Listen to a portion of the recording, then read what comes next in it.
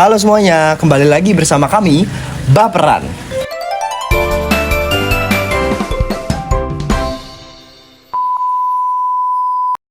Saya Albi. Saya Marvel. Dan sekarang kami hadir dengan dua narasumber yang kita akan bersama-sama belajar tentang Wihara Bonsanbyo. Boleh perkenalan? Halo, aku Keiza. Halo, aku Rasya. Oke, kita langsung aja ya. Lanjut ke pertanyaan pertama. Yang pertama, kapan dan oleh siapa sih kelenteng Bonsanbyo itu dibuat? Oke, kalau untuk berdirinya, kita tuh berdiri pada tahun 1689.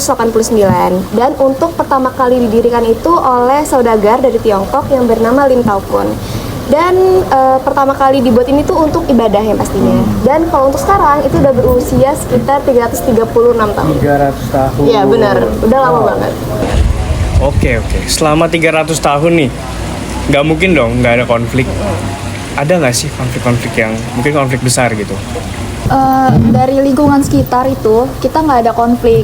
Tapi kita tuh dulu sempat ada kayak kebakaran gitu di tahun 1998. Kebakaran. Iya.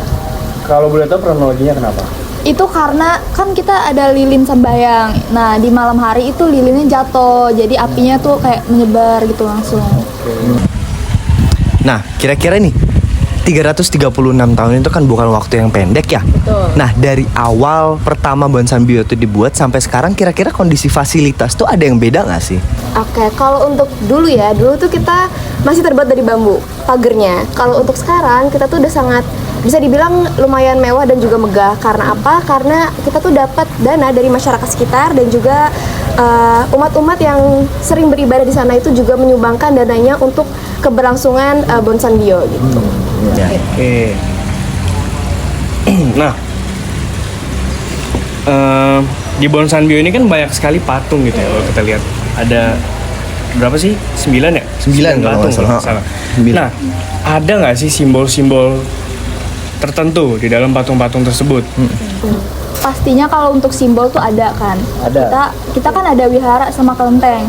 Nah, kalau untuk kelenteng sendiri kita itu menganut kepercayaan Tridharma.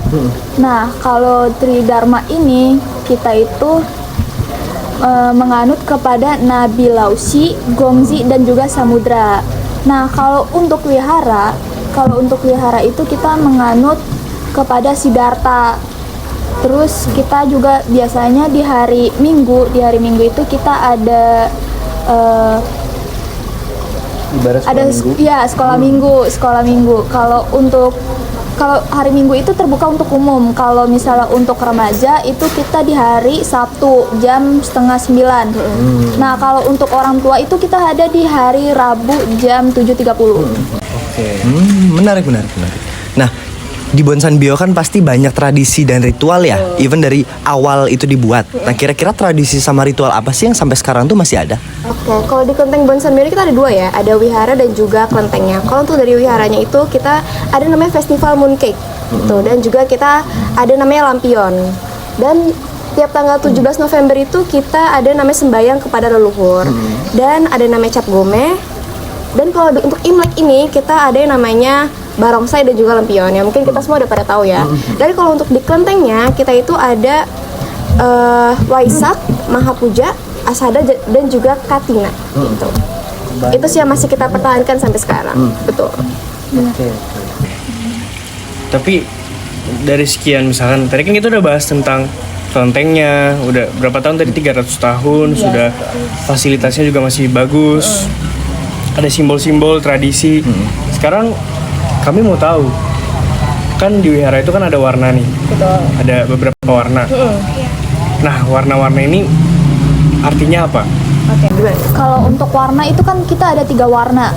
Kalau merah itu kita melambangkan keberuntungan. Kalau warna kuning kita menggambarkan kebijaksanaan. Nah, kalau untuk warna hijau sendiri itu kan kita di sana tuh ada makam para kiai umat muslim. Makam kiai umat muslim itu kita melambangkan warna hijau karena kita itu kayak toleransi kepada umat muslim ya. Benar. Menarik. Nah sekarang kan di Bonsan Bio ini banyak kaum muda, Betul. misalnya remaja, yang generasi muda lah. Nah kira-kira mereka tuh gimana sih responnya dengan banyak aktivitas kah keberadaan mereka tuh? Oke, dengan banyaknya generasi muda saat ini, tentunya Bonsan Bio ini semakin ramai karena kita kan juga sering mengadakan festival seperti Barongsai tadi. Itu tuh mengundang banyak generasi muda, terutama anak remaja yang ingin ikut membantu, dan juga di sini tuh mereka itu kita biayai sekolahnya, dan mereka tuh membayar dengan cara mereka kerja bakti gitu. Itu membuat Bonsan Bio itu tidak pernah sepi lah, karena selalu ramai gitu. Oke. Ya menarik ya, kita belajar banyak tentang Wihara Bonsan Bio, arsitekturnya, latar belakangnya, mungkin orang-orang yang ibadah di situ, even jadwalnya. Ya kita bakal terus belajar banyak tentang hal-hal random. Nah kita akan see you guys on the next episode. Bye bye.